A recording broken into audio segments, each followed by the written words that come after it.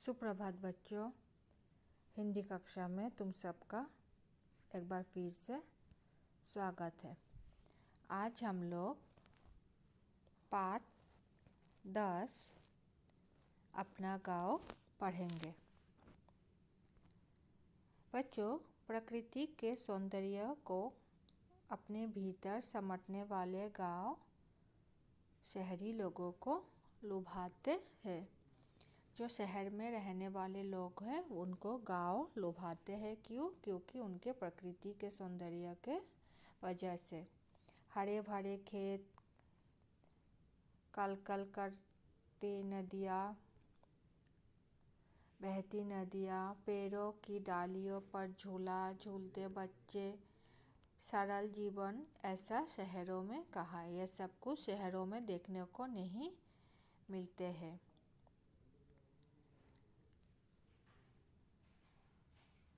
आज हम जो पाठ पढ़ेंगे, इस पाठ में निखिल नाम का एक लड़का है जो गांव की सुंदरता देखकर क्या कहता है उस बारे में जानेंगे।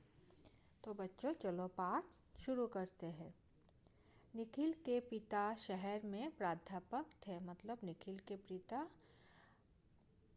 शहर में प्राध्यापक थे। इसका मतलब क्या? निखिल और उसका परिवार कहाँ रहता था? शहर में। उसके चाचा गांव में रहते थे। निखिल के चाचा गांव में रहते थे। एक बार वो अपने पिताजी के साथ उनके गांव आया। निखिल एक बार अपने पिताजी के साथ उनके गांव आया जहाँ पर निखिल के चाचा जी रहते थे। उनकी गाड़ी एक छोटे से स्टेशन पर रुकी। वहाँ उसके चाचा जी उनकी प्रतीक्षा कर रहे थे। गांव के एक छोटे से स्टेशन पर उनकी गाड़ी आकर रुकी।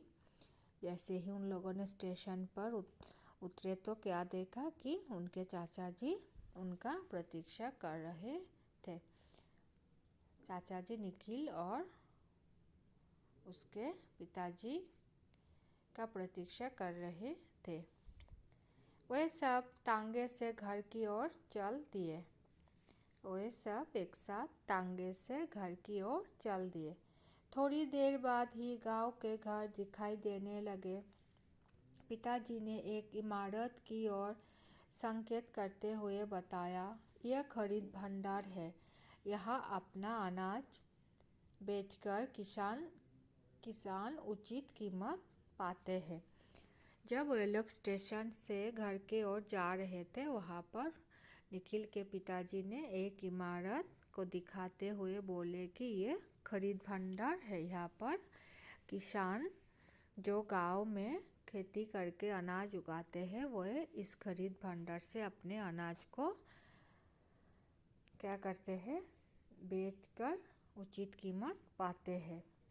यहाँ से अनाज पहले सरकारी गोदाम में पहुँचाया जाता है और वहाँ से यह उचित दर की दुकानों पर जाता है, जहाँ से हम राशन के रूप में इसे प्राप्त करते हैं। मतलब इसी खरीद भंडार से अनाज पहले सरकारी गोदामों में जाता है और उसके बाद सरकारी गोदामों से